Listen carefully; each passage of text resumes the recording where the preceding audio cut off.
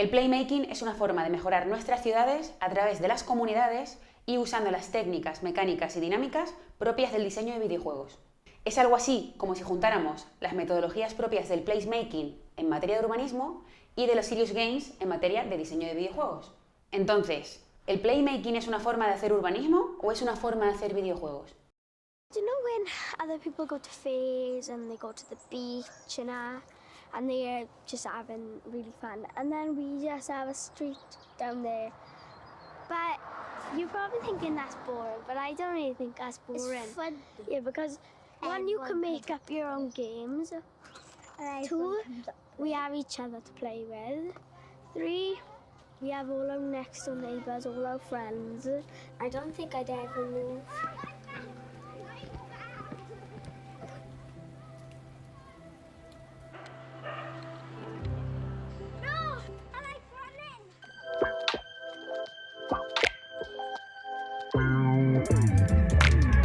Jugar no es solo cosa de niños, pero es que ni siquiera es solo cosa de humanos. Como comentamos en el vídeo anterior, jugar es una necesidad básica que nos ayuda a entender el mundo y a relacionarnos con él. Y lo cierto es que aunque se relacione con la infancia, el juego sigue siendo necesario en todas las etapas de la vida. Y con la llegada de Internet nos hemos abierto a transitar nuevos escenarios, tanto en el espacio físico como en el espacio digital. Y me parece muy poco humilde por parte de la arquitectura el cerrar los ojos al espacio virtual solo porque no sea espacio que puedes recorrer andando materialmente. Y esto a veces ha tendido a desanimarme mucho, pero luego cuando el año pasado estuve en Londres vi que allí sí que están investigando cosas así y que en realidad los grupos que están investigando cosas no están desconectados del espacio virtual, es más, es indivisible. O sea, la gente que realmente está haciendo investigaciones distintas están todas tocando el espacio virtual de un modo o de otro, porque al final está recubriendo el nuestro continuamente. La ciudad está recubierta por una capa de espacio virtual. En el caso de los videojuegos, lo interesante es que las investigaciones apuntan a que trascienden a la edad, al género o a la procedencia de las personas que lo juegan. Bien diseñado, un juego puede unir en el mismo espacio, tiempo y lugar todas las diversidades de las personas que lo van a jugar. Y puede hacerlo sin que se reproduzcan las desigualdades que se reproducen muchas veces en los espacios físicos. Y esta idea es fundamental para entender esta serie de vídeos sobre videojuegos y ciudad. Cualquier persona puede ser gamer y además puede serlo en cualquier etapa de su vida. Y esto es absolutamente evocador, porque no importa quién eres, importa cómo juegas. Y además, si lo haces en equipo, mucho mejor.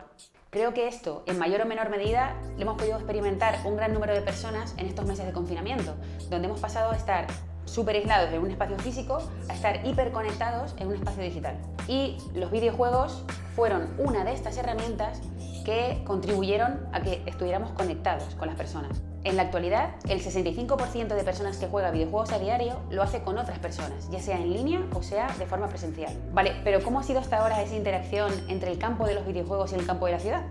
Lo cierto es que en las últimas décadas se han hecho muchos esfuerzos para intentar meter ciudades mucho más dinámicas y realistas en el mundo de los videojuegos, pero no ha sido tan así a la inversa. No se ha hecho ese esfuerzo en ver cómo introducir los videojuegos en la ciudad. Además, este recorrido de los videojuegos hacia la ciudad y de la ciudad hacia los videojuegos no debería entenderse como algo aislado, sino que debería entenderse como un todo. A lo que me refiero es que tanto los videojuegos como la ciudad no deberían entenderse como dos vasos estancos aislados, donde introducir, dependiendo de lo que se quiera, conceptos de ciudad en un lado o conceptos de videojuego en otro. Lo interesante de esto es la mezcla, la hibridación de ambos mundos. ¿Sabrías poner algún ejemplo de juegos que ya estén haciendo esto? Porque hay alguno, pero ¿sabrías ponerme ejemplos? Quizás todas tengamos en la cabeza ejemplos de juegos que usan ya el espacio público, como puede ser el caso de Pokémon GO, o de formas de hacer ciudad que utilizan las dinámicas lúdicas y la diversión para mejorar sus diseños, como puede ser, por ejemplo, el caso del panel I Am. Nosotras a esta hibridación le hemos puesto el nombre de Playmaking. Pero, ¿por qué Playmaking? Podríamos haberlo llamado de muchas formas. De hecho, hay muchísimas profesionales que llevan años investigando sobre esta hibridación. Se me ocurren casos como, por ejemplo, Play the City o Games for Cities en Holanda, la investigadora Aida Navarro en España, el estudio Espacio Lúdico en Chile, el proyecto Block by Block de Naciones Unidas con Minecraft o el caso de la empresa de videojuegos Niantic. Nosotras le hemos puesto Playmaking porque entendemos que es la intersección entre una forma de hacer urbanismo, el placemaking, y una forma de diseñar videojuegos, los Serious Games. Breve lección sobre qué es el placemaking y qué son los Serious Games. Los Serious Games o juegos serios son juegos que se han diseñado para un propósito más allá que la propia diversión. Se han popularizado sobre todo en entornos como la educación, la sanidad o la ciencia, y sus propósitos pueden ser muy variados. Son conocidos porque ayudan a las personas que los juegan a mejorar su compromiso, tomar decisiones de una forma mucho más eficiente, practicar directamente y sin riesgos, facilitan el aprendizaje, fomentan la creatividad o mejoran el sentimiento de pertenencia con una comunidad. En definitiva, son una herramienta divertida y eficaz al mismo tiempo. Por otro lado tenemos al placemaking, que es una herramienta de diseño que nos ayuda a mejorar nuestro territorio, nuestra ciudad o nuestro barrio a través de dinámicas de empoderamiento ciudadano. Es un cambio a la hora de enfocar el diseño, porque los técnicos pasan a tener un papel secundario y ceden ese papel de experiencia a la comunidad. Es decir, se entiende que la comunidad es la experta de su propio territorio. Con lo cual, los equipos técnicos lo que hacen es facilitar la colaboración entre los diferentes actores sociales para descubrir cuáles son las necesidades y aspiraciones de esas comunidades. A partir de aquí se crea una visión común de cómo tiene que ser ese lugar y se evitan un montón de conflictos a futuro, porque se ha madurado en común esas decisiones y se han creado redes de apoyo mutuo. Te dejo en la descripción del vídeo un link por si quieres saber un poquito más qué es esto del placemaking o el urbanismo táctico. Fin de la clase. Entonces, ¿qué es esto del playmaking? El playmaking es una forma de mejorar nuestras ciudades y territorios a través de las comunidades y usando las técnicas dinámicas y mecánicas propias del diseño de videojuegos. Y ahora me voy a poner un poquito más técnica. Está compuesto por 4 dimensiones: la territorial, la tecnológica, la lúdica y la social. Lo interesante de esto es que estas dimensiones ya se están entremezclando en la actualidad y están dando una serie de prácticas tanto en el mundo del urbanismo como en el mundo de los videojuegos. Yo voy a hacer un pequeño recorrido sobre estas interacciones en la actualidad para que empieces a entrever hacia dónde nos lleva el playmaking. Por ejemplo, en la unión de ciudades y tecnología estaría todo lo relacionado con ciudades tecnificadas, cuestión que no deberíamos confundir en la actualidad con Smart Cities o Smart Citizens, a las cuales nos referiremos un poquito más adelante. Cuando unimos tecnología y diversión, obtenemos los videojuegos comunes.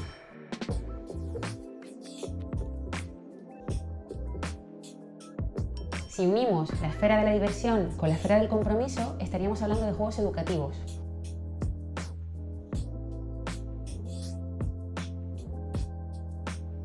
En la unión del compromiso y la ciudad podríamos poner de ejemplo los procesos participativos o el placemaking como estrategia de diseño.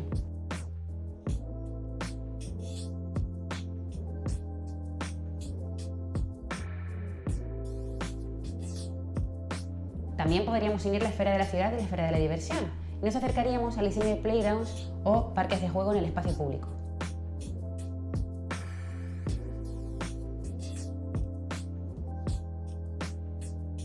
Y aquí añado un pequeño fun fact con el tobogán de Estepona.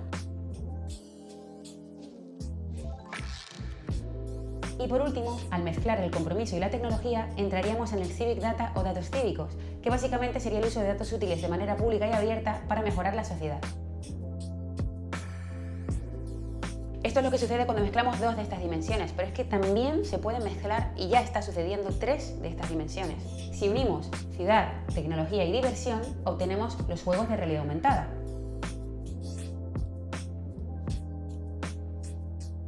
Si unimos tecnología, diversión y compromiso, obtenemos los Serious Games de los cuales ya hemos hablado.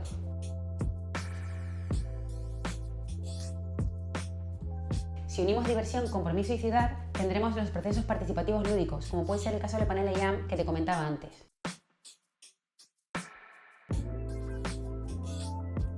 Y finalmente, si unimos compromiso, ciudad y tecnología, estaríamos hablando de las Smart Cities y Smart Citizens, un concepto emergente que impulsa el desarrollo urbano sostenible mezclando estas 3 dimensiones.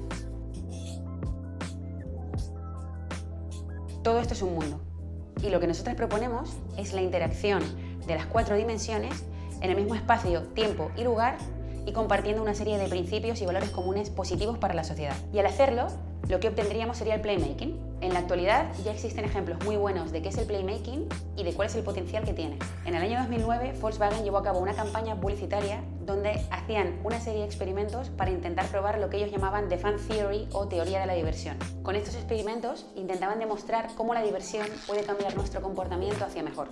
Comenzaron lanzando 3 vídeos y luego invitaron a la gente a través de un concurso a que subiera sus ideas acerca de cómo usar The Fun Theory para impulsar mejores comportamientos y hábitos en las personas. Internet está lleno de estos ejemplos. También te quiero enseñar la base de datos de Games for Cities, donde puedes echar un vistazo de un gran listado de juegos sobre playmaking. Otro ejemplo muy bueno es la empresa Niantic, donde tienen específicamente el área de impacto social. Niantic es la empresa creadora de juegos como Harry Potter, Ingress o Pokémon Go. Y esos juegos utilizan el espacio público gracias a la tecnología de realidad aumentada. Además son juegos que cuentan con una gran comunidad detrás de ellos, como es el caso de Pokémon Go. Y lo que llevan haciendo desde hace un tiempo es empezar a movilizar a esa comunidad a través del juego para realizar acciones buenas para la sociedad. Esto es interesantísimo porque no les ha hecho falta crear un juego desde cero, sino que han canalizado a la comunidad que ya tenían hacia un lugar común más allá del juego y desde el que impulsar el compromiso cívico sin perder la diversión. Y esto lo están haciendo a través de eventos específicos, de incentivos a través del juego o potenciando la autonomía creadora de la propia comunidad. Esto que está haciendo Niantic con su propia comunidad lo podrían hacer en la actualidad un montón de juegos que ya existen. Y por último, voy a ponerte de ejemplo uno de mis juegos favoritos y lo que creo que es el mejor ejemplo de playmaking en la actualidad: el geocaching. El geocaching básicamente es la actividad de esconder y encontrar tesoros en cualquier lugar con la ayuda del GPS que llevas en la app de tu móvil. Esto es muy interesante porque es la propia comunidad la que hace el juego, siempre y cuando respeten una serie de normas preestablecidas. Los tesoros se llaman cachés y los usuarios son los que los crean y los buscan. Puedes encontrarte de todo, desde cachés con listas interminables de personas que han pasado por allí, hasta lugares que no conoces haciendo turismo y que no salen en los mapas, o incluso puedes conocer y hacer una visita guiada por una ciudad siguiendo las pistas de la persona que las ha prediseñado, como es el caso, por ejemplo, de un caché que hay en mi ciudad, en San Cristóbal de la Laguna. Además, es la propia comunidad la que valida la dificultad, el estado o la diversión del caché. Y geocaching, al igual que Niantic, también empodera a su comunidad para trabajar un mayor compromiso social sin que vaya en contra del propio juego y sin que se pierda la diversión. Con estos ejemplos podemos ver cómo el poder de transformación del playmaking es inmenso y que además la tecnología ya está, ya existe. Pero, como comentábamos en el primer vídeo, este uso de la tecnología tiene sus luces y tiene sus sombras. Y para que el playmaking se quede en las luces y evite esas sombras, es importante contar con una serie de valores y principios, incluso con un código deontológico. De no ser así, podríamos convertir esta realidad en una auténtica pesadilla.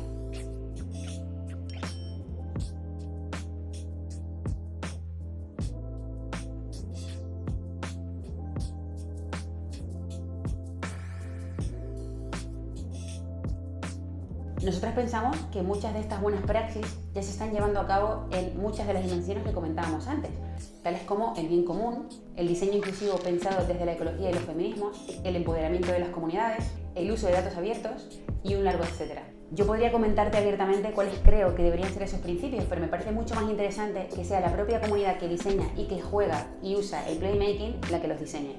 Recordamos dos de los datos con los que arrancamos esta serie de investigación sobre videojuegos y ciudad. El 70% de la población mundial va a vivir en ciudades para el año 2030. Es en las ciudades donde se producen las mayores desigualdades y es en las ciudades donde nos ha tocado a nuestra generación librar una de las batallas más importantes de la historia, el cambio climático. Recordamos también que el 40% de la población mundial juega a videojuegos a diario y que además lo hace independientemente de su género, de su procedencia o de su condición. Porque no importa quién seas, lo que importa es cómo juegas. Si entendemos el poder de los videojuegos y el reto que tienen por delante nuestras ciudades, el playmaking puede ayudarnos a que se reproduzcan menos desigualdades, a que se incentive a las personas a tener comportamientos más cívicos, a que se trabaje la cohesión de las comunidades o simplemente a que lo pasemos bien haciendo un uso responsable, positivo y saludable del espacio público.